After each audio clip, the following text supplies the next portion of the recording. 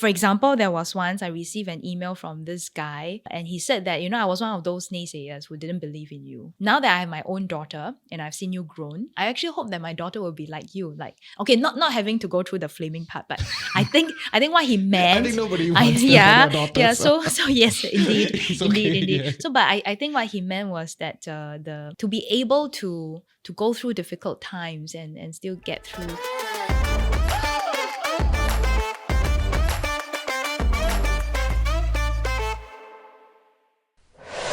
Welcome back to Wise and Shine. I'm your host Reggie, aka your Chief Financial Coconut. And I'm Dawn, SG Budget Pay. We also have our co-host here with us today. Hey guys, Rakesh here from the TFC team. And of course, guest of special honor, guest. right? No, not but hi.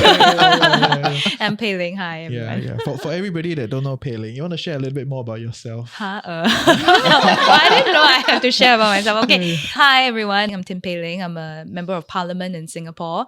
This is my third term, so it's about 12, 13 years by now. And I'm also a mother of two. Wow, 12 years already. Yeah. Since 2011. So actually, that's true. Now that's it's true. 2024. So. Yeah. Actually, it doesn't feel that long because you're very young. Or you still look thank very you. young. You want kopi or not? I tell you. Young, but still look young. Oh, that's thank you. why. Were you the youngest of your team back then? So I was the youngest to be fielded from the ruling party in 2011. Youngest elected, in fact, for 2 terms. So from 2011 and 2015. Now more and more young people come already. Yes. If I'm still the youngest now, something is quite wrong.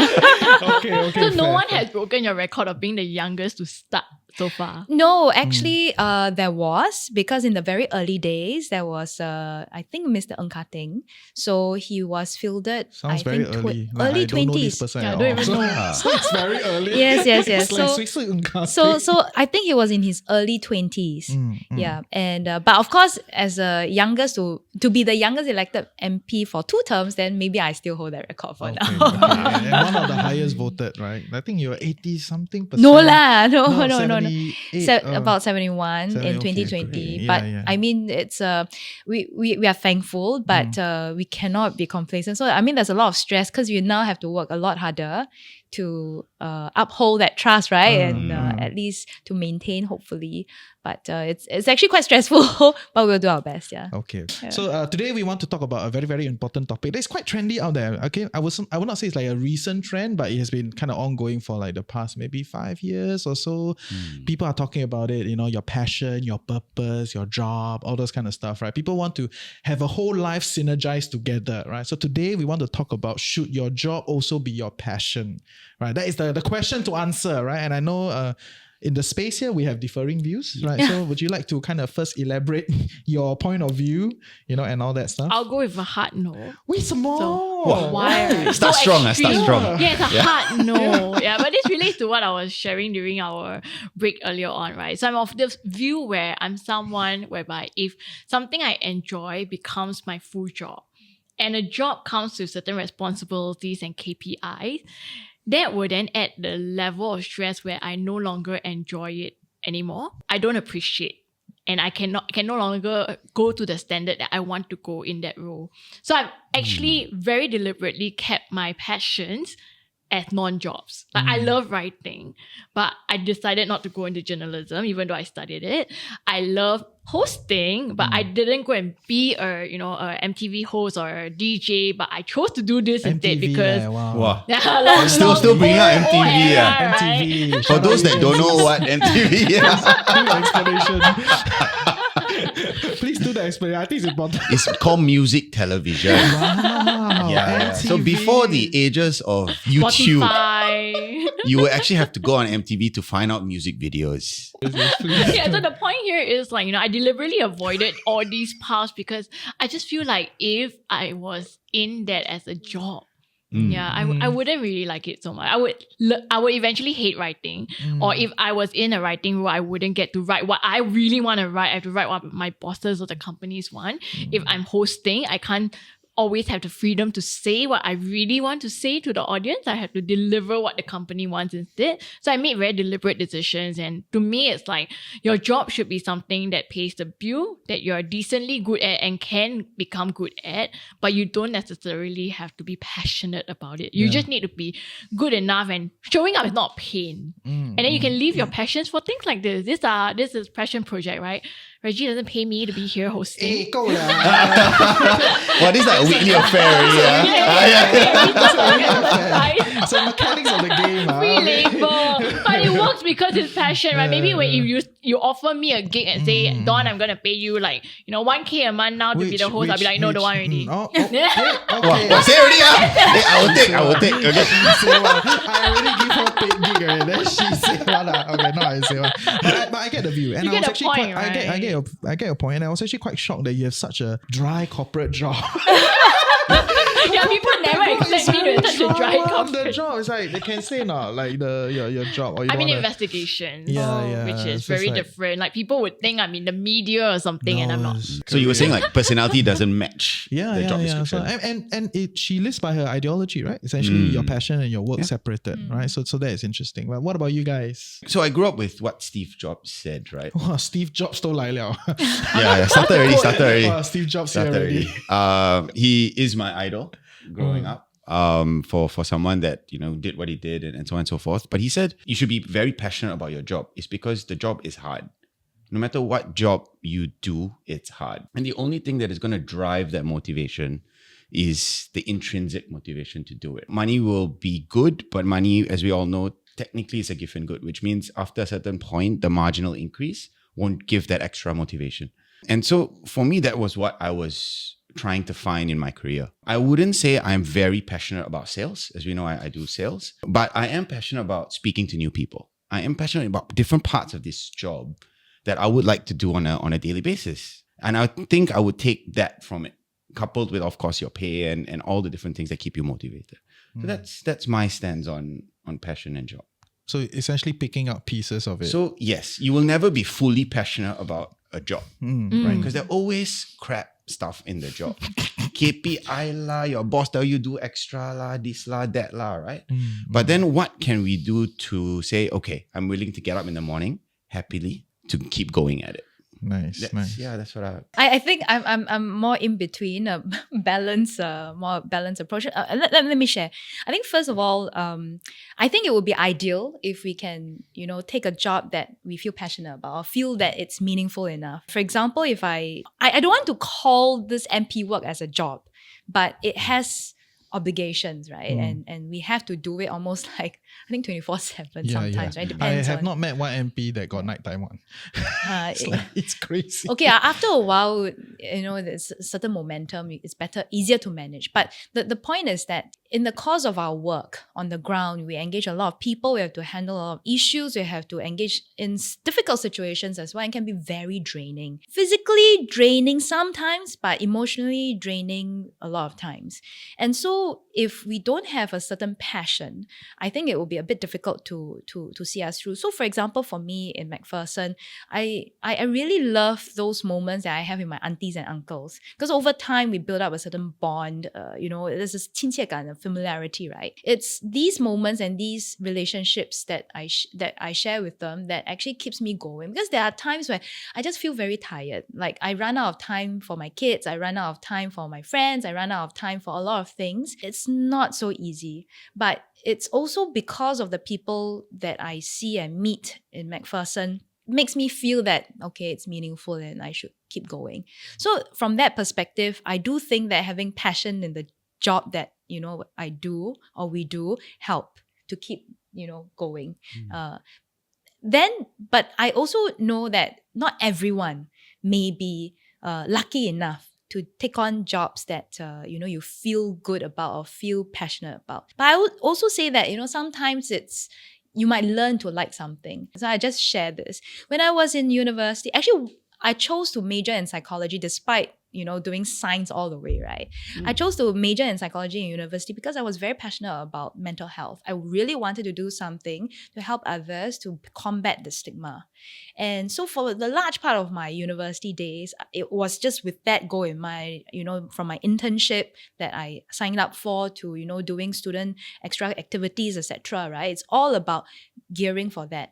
But of course, my father had a heart episode, so I had to take a semester off. And then by the time he comes back in my final year, I realized that I just cannot pursue that because to actually practice, you need masters and more. There wasn't a clinical program in Singapore.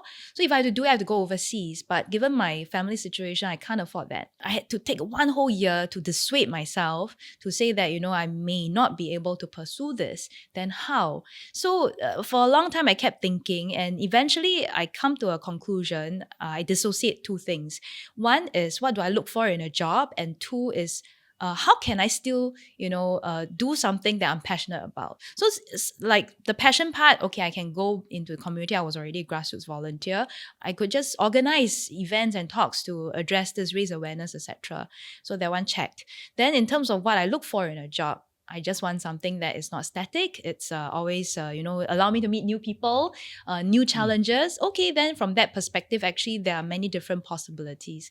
So eventually, I ended up in business consultancy. It was in Ernst & Young, something that I never thought I would enter, to be honest. From mental health, grassroots. Correct, yeah. So what the hell is this girl doing? Yeah, so I was also very surprised by myself. But after I joined, I actually grew to like it because every project is different. You have to go from zero to hero in a very short period of time, and I get to meet new people. So from that perspective, I learned to like it.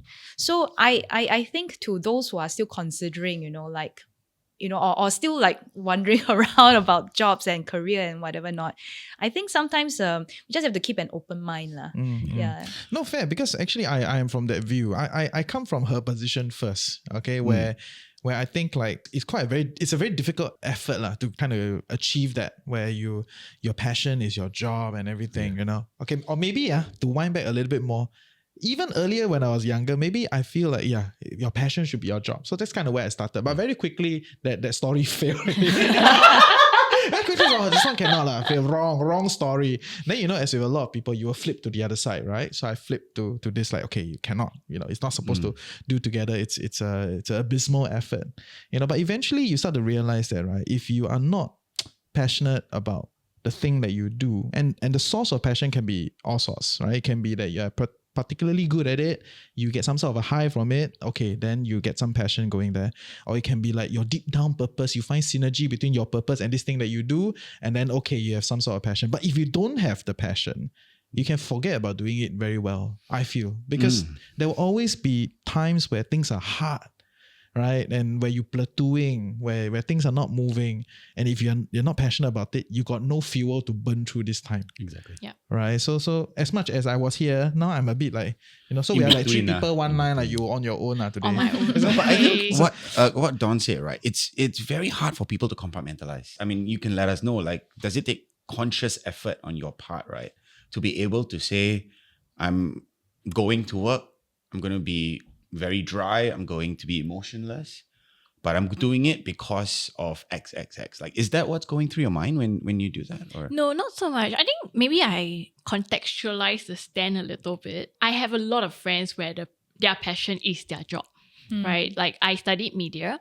and for a lot of them, like being in front of the camera, so they go into like MediaCorp, SPH, and they're in the media. I also have friends where they love dancing. So even my own sibling became a dance teacher. So I do see that extreme end. But at the same time, after a while, I realized, like, for these people, I know it's not always that they really become truly successful or rich. And I was from the position where my family, money is an issue, right? So do I really want that for myself? Do I want to be the struggling dance teacher, the struggling writer? Struggling artist. And my parents used to dance, say, all about Asian passion. parents author in Singapore, no life one. So they would say that to me, right? And it really just ingrained, like, oh, maybe if I go down the pursue my passion route, I just wouldn't earn enough to pay off my student loans and everything else. So I came and I changed the way I looked at things. So now the job that I do, what I did instead is I tried to find meaning in the work that I do. try and understand how does the work that I perform add value to society and impact someone's life. And it's very real because I work in background investigations, right? It can actually be a preventive stage. It can prevent, for instance, a criminal from becoming a preschool teacher with access to children. It can be like, preventing the foreigner to come into Singapore and earn a high pay. And actually, he don't really have that Harvard degree that they're claiming. He just Photoshop it. Right, so it's true, and degree fraud is a big thing that the government has tried to clamp down on in the last 10 years. Yeah. I learned that by finding meaning in the work that I do, it serves me better than like going to work with that passion. So it's not like I go to my day job and I'm emotionless or it's dry. No, I actually am quite excited because every day I wake up, I'm like, hey, who is the next foreigner that I'm helping today? Who am I protecting today? But it's not like I feel passionate about it. I feel that burning fire when I'm on set, we're doing this, or when I'm writing on my blog and I'm creating that content, personal finance content to help Singaporeans. I feel that fire and I'm like, wow, this feels good. This is really what I want to do if money was never an issue. And that's what it is, right? We don't care here whether we get sponsors on this podcast or not. Whether I do care. I'm on the finance team. That's but we will still do it even if the money didn't come, you see. And I still did the blog for at least 3 years, even though there was no money coming in. But the moment money comes to the picture, I realized maybe it's just my upbringing. But I find money changes a lot of things. You start doing things that you may not really approve of. And because my blog, there are content creators who are full-time, that's their job, right? Yeah. But it's not for me. So I get the privilege to say no to things that I don't believe in. Yeah, and I think I really appreciate the privilege if my passion became my job when I were to quit my day job and I'll be like, I'm super passionate about writing and all this, right? This is going to be my job. I'll be like, hey, this month no sponsors, stress how to pay the bills. I think we need to hold back our maybe we need to tune back our ethics and start accepting this sponsor even though a bit controversial. The first part is my life story. Second part not my tai chi. So that's my view. It's not like there's no passion. I think it still gels in what you said, I like meeting new people and all, but you find you learn to separate what truly ignites the fire and what you find meaning of. And it doesn't have to be two extreme ends, I feel. I think objectively, right, we have to realize there are some realities at play, right? Like if we live in Singapore, you already know the best paying jobs. What are they, right? Like finance, finance and finance. Anything else? No. Got tech already. Maybe got tech sales, right? Maybe got tech. Some point, other than the professional. Okay, let's be clear. You will not suddenly wake up and say, I'm going to be a lawyer, right? You got to plan 10 years, right? So all those things that need to plan one, don't talk about it, right? But some things can flip prata a bit one, right? That time you can change job one. Those are some, but it's all finance, right? Pretty much. And that's the reality of the game, right? Like if you want to do oil and gas, okay, there's some here, but this is not where the main thing is. Or you want to do like agriculture. I know now it's a farming thing, it's a thing, but you know that there's no agriculture future here, right? You can do something around it, right? That the industry will grow to a certain level, but you want to be like creme de la creme, you want to do big projects, right? It's just not going to happen here because the reality is as such. We are a port city. I don't know. Like what does my MP think? is that a fair statement? Like even where we are as a nation, there are realities to what are the best paying jobs out there. And that sometimes if you are like her, you want to pursue some sort of financial success, which I think a lot of our listeners want to, then you may not be able to get full synergy with your passion and all that. I'm tempted to say any job is a good job. I know. Wow. I know you. It's like every school is a good school. Exactly. You got it. No, I mean, okay. To be fair, everyone's benchmark is a bit different. What we pursue is different. Some people, they don't mind not earning the big buck. I mean, as long as they feel that, okay, it's enough to pay for the bills, I feel that, I don't feel I have to compromise on my morals or ethics. I'm doing something meaningful. Okay, that's all. But there are, of course, others who say, the more the merrier, right? Let's just make more money. I mean, there are different people.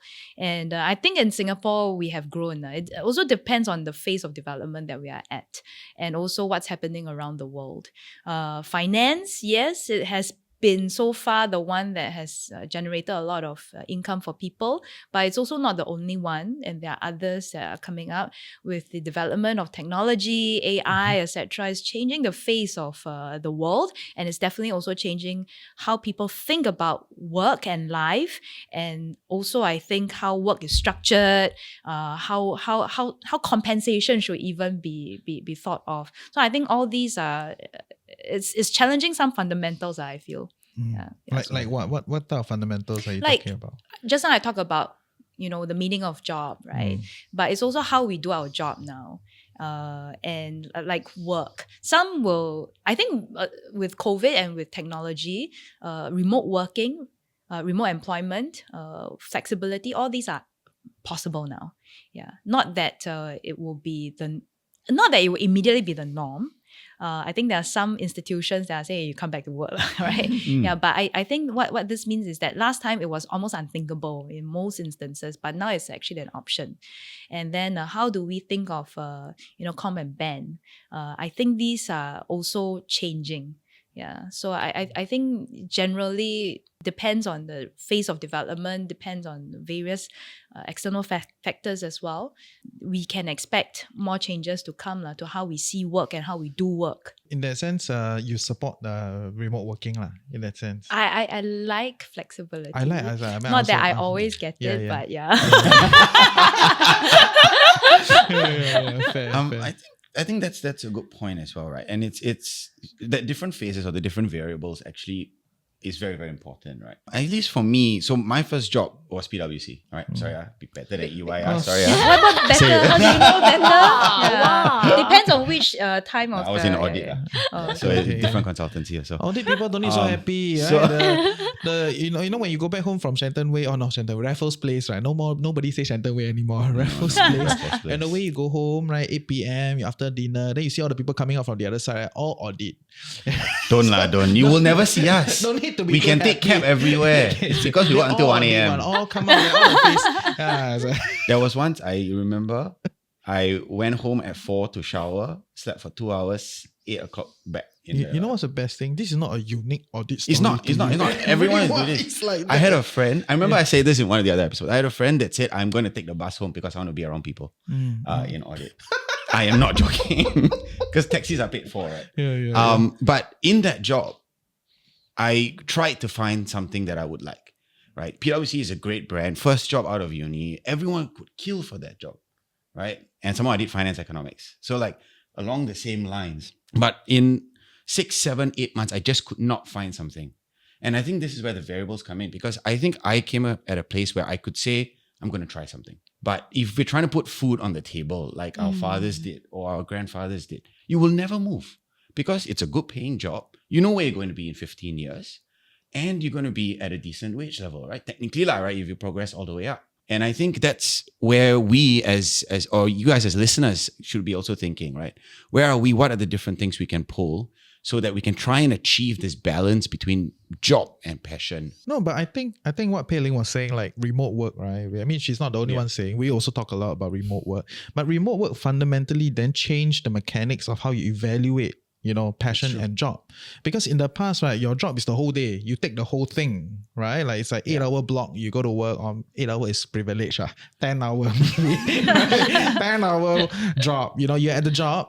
You're there. The whole time you're there, you better make sure you find some sort of a love for it. Like even if you don't like the job, you better like the pantry, right? You better find something that you like. If not, you will never be able to cruise through. Yeah. But now with like remote working, essentially every moment is a switching in and out of work, right? You can log on, do an hour of work, go down to the park and do whatever you want to do. Don't tell your boss that. Yeah, so I mean, to be fair, bosses need to wake up. But there's also a downside, possible downside, right? Because if remote work is possible, means that a company that may be here can easily hire workers from outside of the borders, from some more economical source. I mean, that's also what I do.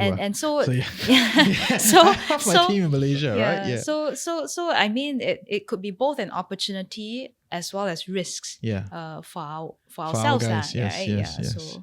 It's true, but I think it does change the way we evaluate like passion and job and purpose, because time is no longer one block. Yeah. It's kind of like open up. You can explore a little bit more. So every time we talk about this whole like flexibility thing, right? It's all about like the job only, right? But actually, when you separate the job and split it throughout the day or even throughout the week, right, then it opens up a very different way to evaluate life.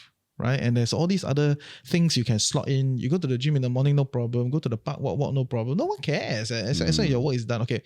Not all. No one cares. Some companies care. Okay, and the company need to wake up, right? Because ultimately it's about the output, right? Especially if your people can work remotely.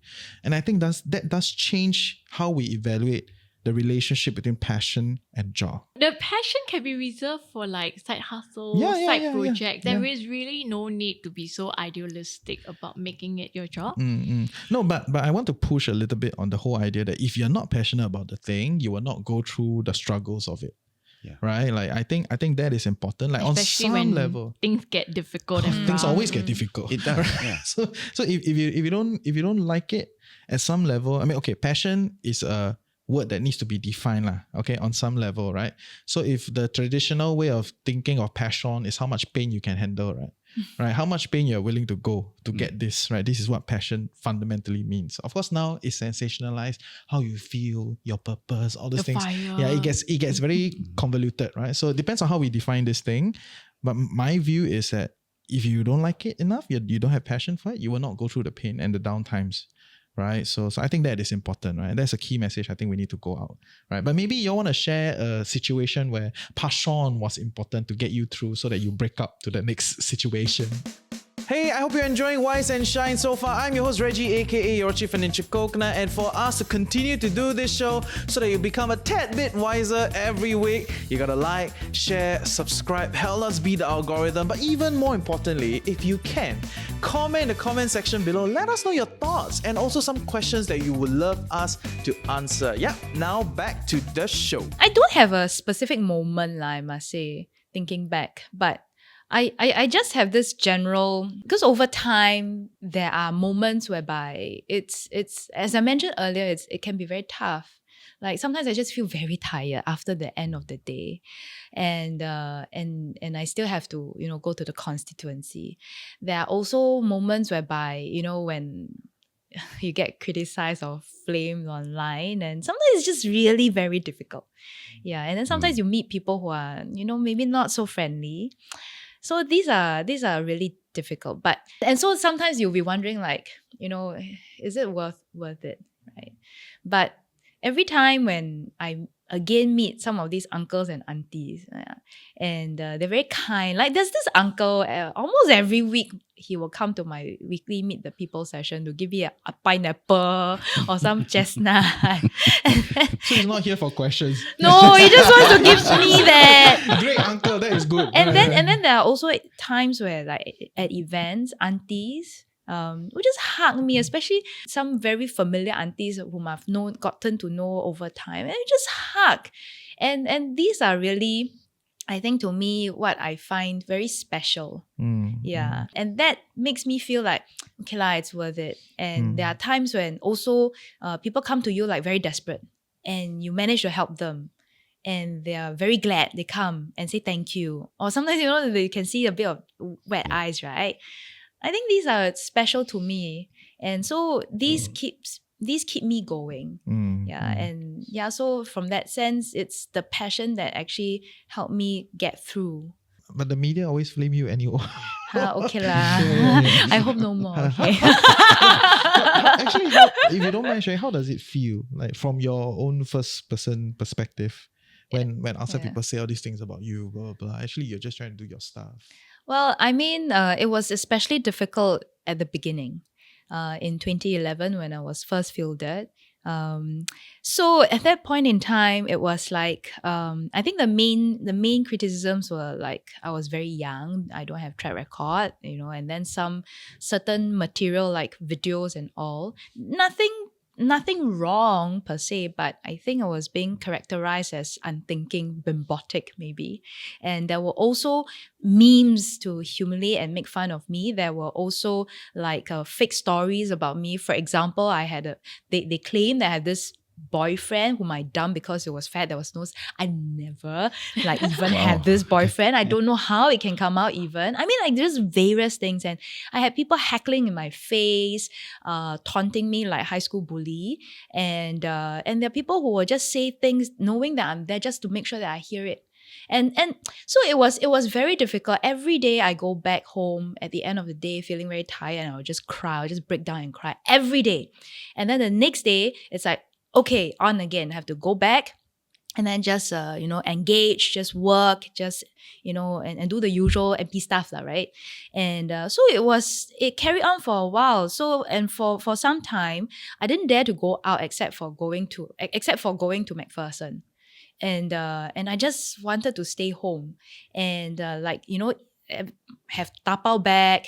And then if I really have to go somewhere, it's like in the middle of the night, go East Coast Park, walk along where nobody can see me, or just window shopping when all the shopping and the shopping mall when all the stores are closed. And literally look at window. Yeah, literally window shopping, right?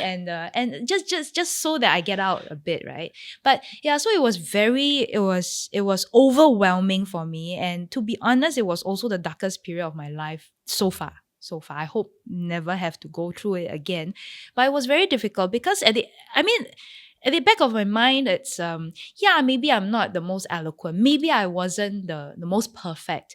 But actually exactly what wrong did I do also? I'm just trying to serve. I don't have any other ill intention. So is it just because I chose to be part of ruling party, or is there something else, And so a lot of things just went through my mind.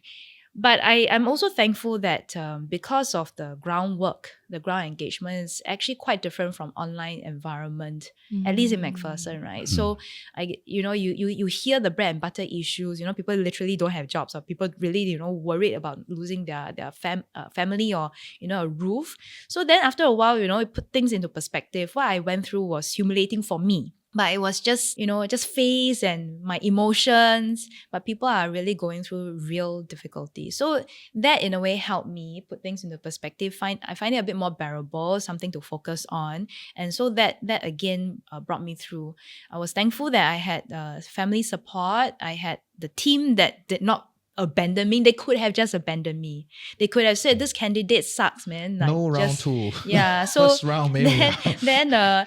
So and various things. And of course residents could also have just voted against me in that sense, right? And so I'm thankful that I had the support, and I cherish it all the more. So now if I look back in time, even though that was a very personally painful period for me, but if I look back, actually I'm thankful, ironically. I'm thankful because, to be honest, it helped me grow stronger, grow more thick skin. It helped me focus on what is actually important. And also because of that period of time, I have a story to tell. And so it helped people pay attention to what I have to say. So this is the flip side, right? So for good or for the better or for worse, people actually will have to pay a bit more attention to what I have to say, the cause that I feel for. And I mean, along the way, there are people who actually, say, okay, I will support you lah. Yeah, so that's the silver lining. I guess if I could just share that I remember at one point, for example, there was once I received an email from this guy, and he said that, I was one of those naysayers who didn't believe in you. Now that I have my own daughter and I've seen you grown, I actually hope that my daughter will be like you. Like, okay, not having to go through the flaming part, but I think what he meant. I think nobody wants that for their daughter. Yeah. So yes, indeed, indeed. Yeah. So, but I think what he meant was that to be able to go through difficult times and still get through. So to me, if it means a lot, because it meant that I can be maybe a beacon of hope, maybe a role model to someone else, and that perhaps what I had to go through, what is now worth it. Yeah. So not to brag, but it does make me feel all that I had to go through maybe was just a test meant for me lah. Yeah. You talk about how your team didn't give up on you, but I mean, for most other young people whom, if they were in your position, I can imagine it would have been easy for them to just, I'm at the beginning of my career. I don't have to make this my life's job. So difficult maybe it's not meant for me. Give up lah. Walk So, away. People like- will forget. Yeah, actually, the question I have for you on that note, right, is for listeners out there. Like, I mean, you gave your personal experience. I'm sure everyone goes through that, right? What we call paying your dues, technically, lah, right? For us, yours was a Paying little your severe. dues, generational one. huh? You know what I mean, lah, right? Yeah, I get it. But and when you're going through all of this, Yeah. where technically you could even say the world was against you. No, What? actually, I think at the point in time, she probably said that. Yeah, maybe she Because did. that's how I Maybe- will feel if I'm in a... I didn't say it, lah, but it's you like know, it was in your Yeah. felt overwhelming. exactly, right? Sure, exactly, right. I mean, we all go through trying times. Exactly. And So- at moments in time, I just feel like, what the hell is this, man? The world is against me. Yeah. This is a shit show. Yeah, so Right. on that point, actually, sometimes when I do meet young people, whether it's one-on-one or, you know, in a group, if I actually have the chance to share, one thing that I would actually share with them is that, look, all of us have battles to go through. And then especially now, many young people are digital natives, right? Almost all of them. And Mhm. sometimes the online environment can be quite harsh. Mm. And the cancel culture, sometimes it's sort of there, right? Yeah. So my what I would actually, the point that I would make is that you will feel pain, you will feel overwhelming, especially at your age. Maybe you haven't experienced it before. So you will feel like, wow, you know, like, how am I going to handle this? And so if my experience, where it's literally the everything, like just a simple post, I also got thousands of, you know, people slamming me type, right? Wow. Yeah. And so publicly, right? And the people heckling at me in the public and all these kind of things, right? And that if I actually manage to find the strength to pull through, I hope you will find the strength to pull through too. And that you know that it's really not the end of the world. And that precisely because you're young now, you actually still have a lot of time ahead of you, and therefore the chance for you to prove others wrong or to prove yourself right, to put it positively, prove yourself right, right? And actually, I think people don't really remember things forever, especially the public. They put it differently. So what is more important is the now and future. They may have some inkling about what happened in the past. Doesn't undermine it, doesn't mean that it never happened, but it may fade off. And so if you're successful now, people are actually more willing to look at you now. What are you doing now? And what you can do in the future. So from that, it's that for young people who may be struggling, I hope they will keep this in mind. Don't go into this downward spiral. Just have to have some confidence that it will get better. Of course, we have to put in effort, but it can and it will get better. How do you decide whether to stay the path, especially for a young person who is still discovering, Yeah. versus just, you know what, I'm done here. Let me go start anew in a different field where no one knows me and I can try again. Yeah. Well, I mean, if I share my own personal experience, was that in the first term, I was also fully mentally prepared that maybe I would just be a one term. I didn't just give up like that and walk away. It was tempting, very tempting, and just hide somewhere, maybe go overseas or something, right? But I did not, because having been elected, it's a very sacred duty, and I really just want to finish it, right? See it through. But I was also mentally prepared that I may just be one term. And I had to psych myself up to say that, okay, thankfully, I'm not so old. I'm still considered young. It's a 5 years. I should still Yeah. pivot. Yeah, so, I mean, what's the worst, right? I just give my 5 years. And then if it's really one term, I probably still have that runway to start life anew, right? But of course, I'm thankful that things became better. We came out as an SMC. The team was with me. I'm thankful for all the support. So we grew from strength to strength in that sense, lah.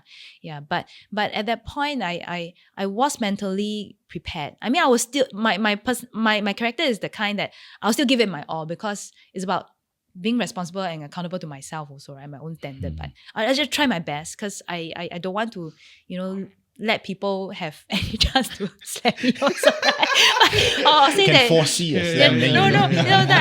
I'm gonna win now. This no, it's not. It's I mean, nobody can guarantee winning, but I just want to make sure that I leave behind something that I feel that I've done my best already. Yeah. So I will still do my best, but I'm also mentally prepared for the worst. Whether I knew when to stop, okay, in my case, I know, because it means the election, right? Either I get dropped or I continue. Yeah. But for others, I can imagine it may not be so clear cut. in such an instance, may have to give yourself an arbitrary timeline. The thing is that you never know. You may have to try a bit. You have to give your best, but you also must be mentally prepared. This is the part whereby it can be a bit grey, but you just have to you just have to set some parameters for yourself. Bonus item. I think the point of Got bonus, arbitrary not no bonus. timeline Stay quite away. useful. Eh? Yeah. Yeah, like setting a timeline for yourself to try it out. Don't give up immediately when things get tough, because there must have been a reason why you went down in this. Maybe there's a lesson to be learned here. Maybe it's there to make you stronger. Then give yourself like a date. You had that date given to you, but other people, I think that's a good tip to give yourself maybe 3 years, 5 years. If you love, you're passionate about hosting, you go and join as a DJ, and then people tell you you're a shitty DJ. Like, No, but stop. I'll give myself 3 years to prove it. no, but to be fair, these are all survivor bias, right? Like you back test it, right? After that, you survive already, then you come in and look at it and say, oh, okay, actually, what doesn't kill you makes you stronger, right? Yeah. You know, but I think what is more important is at a point in time, you know, you still have the passion to burn through this, Yes. right? You still have your support network to get through this tough time, right? And if you don't, then maybe it's time to pull the white flag, right? Because if you don't do that, you don't give up when you have no more passion left, then you're just gonna eat into your soul or whatever more your energy, your spirit, whatever whatever. You're just gonna eat into you, and that's gonna be worse. And then you go into a downward spiral. It's like, what the hell am I doing this, right? And it's especially important in that sense, right? If you want to have a breakthrough in anything that you do, you definitely have to go through hard times. Yeah. And in order to go through hard times, you definitely need the passion. And the passion can come in different reasons, whether is it your purpose, whatever, and your support network, right? Without that, then you're just it's just not gonna work. Right? I mean, at least that's kind of how I look at it. So you need the people that you rant with, you need the people gossip with, the people downstairs drink the beer with, I can like that one. But actually, it's like that one. It's just you don't understand. Right? So it is what it is. Yeah. Yeah. I guess it's harder also for people who, if their passion is their job, and these More tough stakes. things happen. Yeah, the stakes are higher. Yeah, it becomes even more painful because when this attack comes, it feels like it's you. You tie your job and your passion and everything as one, right? It's harder to segment and just think this is just one facet of me that they're not seeing. Yeah. Or this is just one aspect. Yeah. But when we segregate the way I do, like you can say I'm a bad writer, doesn't matter. I still have my day job. You can say I'm a bad writer, but I still have my podcasts. Right. Yeah, so it's easier emotionally also, I feel, when things are not so tied together. But that must be hard for you, right? Because literally the role of an MP is so much that you have to do. No, and actually, this is the genesis of the episode. Right? Like I want to do this episode because it's the trend now that you must be one. You know, But you don't everything have must to be be. listen. No passion is wrong. You know, it's like, come on, girl. Like okay, not girl guy thing. Okay, then I gonna cancel now. But it's just like you know, like what is He's real? been cancelled many times. What is real? Yeah, I was gonna cancel. But it's like what is real, right? What is the reality at play, right? Like, as much as we want to achieve this, and if you are one of the few blessed people that can get that, great. And if you somehow take the risk and go and chart a path, right? Because like new industries grow, or for whatever reason, something grows, and you chart your path there, and then you make it great, amazing. But for the many people, right, I think half the time it's really about just keeping the lights on, getting the things going, and harnessing for the right time, maybe, you know, before you go there. If not, it's quite crazy. And that's why we wanted to talk about this episode. And I think I think what you brought up is good, right? Like in the sense where if you are one with your job, if you're very passionate about your job and you do what you love, like you really love it, right? There it could be that sense of guidedness where if something goes wrong, you think it personal because it's your identity, it's who you are. Yeah. So I think those that are blessed to be able to be passionate about their job or do what they love, if to put it in a layman's sense, I think it's also very important for them and for their support network to be aware that there's a difference between a job and identity. And we have to make sure that is separated to a certain extent, right? Pang Xing-jun, right? He came on the show, talk about it, right? About how he retired as a swimmer, and then in order to change into another path, he had to separate like Shengjun the swimmer and like, you know, the me, you know, it's different. So you have to kind of like retire the identity and then move into a new phase of like, who am I? And then like sit from there. And same for Wyson, right? He from a clerk become like the head of, you know, retail marketing in OCBC, right? And then he left. I mean, check out the other shows. Okay, I'm plugging. Ultimate plugging. I must plug one. It's like part of the game, right? Then he also quit. Then at 50 plus, then he had to kind of evaluate his identity, right? Like, what am I here for? And then like it's you actually lose very friends. common, like especially for retirees, if they have been mm. working so much for pretty much most part of their life, suddenly they are supposed to like step back, and then like, what do I do? And I guess that's why a lot of seniors sometimes slip into depression. Yeah, and so actually keeping them meaningfully engaged so that they can build that new identity, new social circle, new everything actually is quite important. It is. I'm also plugging the elderly portion. Yeah. Must plug. Where can they follow the new initiative at Nefferson? No, it's not just mine lah. I mean, like your own MP also have. Yeah. I know. It's a big move, and I think it's grounded in a lot of good, right? Because I think we already see it. You have to do it. You don't do it, you're gonna get a whole bunch of loneliness. I mean, UK even have a minister of loneliness, right? I think something along those lines, right? So it's crazy, right? So it is a part of it. Yeah. Any last things you want to add about passion and job? You know, maybe we go one round lah. Just kind of give everybody one last tip around, like, you know, deciding your job, you know, finding a career, and then like the intersection with passion and what do you want? I think at the end of the day, especially we live in Singapore, it's all about being practical. You don't want to be in a job where you're very passionate, you love it, but it brings you a lot of stress because you can't put food on the table. And you have to do some things that goes against your morals or what you believe in just because you need the money. So I'm of the view where in Singapore, there's lots of opportunities. I think we can afford, and our skills are very easily translatable into many different fields. You can be good at talking to people, at hosting, but that doesn't mean you make hosting your career. You can be in a sales job, or you can be in a client servicing role in a bank, tech company, oil and gas, and you will still get to do what you like, but it's not your passion entirely. And that pays the bill. It pays it well. So I think from a financial standpoint, I would still maintain that you should separate. And then because money is no longer a problem and you like your job decently, now find the meaning in there. Let your passions be things that you do on the side, where money doesn't have to come and stress you out. You like to sing, go and sing at the community center, karaoke. Don't. People tell you that you're a bad singer doesn't matter. Don't sabo me, okay? Just sing in the shower, Mooncake sing in the Festival shower. or whatever, I don't want to hear you. Okay, very on brand, budget babe. Okay, Yeah, very on brand. totally. Yes. Anyone else?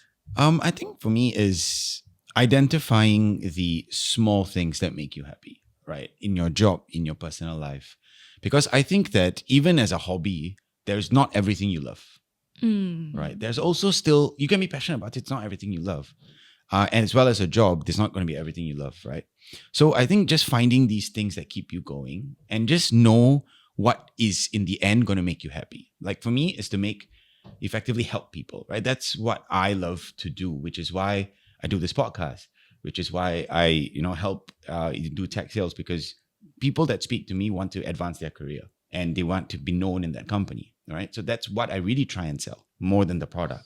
Oh, that's interesting. That's the way I sell. That's I don't sell the interesting. product. Yeah. So it's not about the sales product in itself. It's about the you. performance that I can give you to this product, and then you will make very salesman. Next level still. Very kwai-kwai, But So- I hear you. That is very So smart. Yeah. that's why I do that, right? That's why I go out, I speak to people, I try and help them in any sort of way. And so those things are the ones that gives me that passion to keep going. And I think that as listeners, we need to be able to identify that and then find things around it, paying or not paying, to be able to then fulfill that part of you that only you know you can fulfill. I think, first of all, it's always useful to keep an open mind. If we can find a job that we are passionate about, all great. If not, keep an open mind, because like I shared earlier, you might learn to like the job or love the job. And that will also be just as wonderful. I suppose regardless of what job we hold in the end, some things are quite universal in my opinion.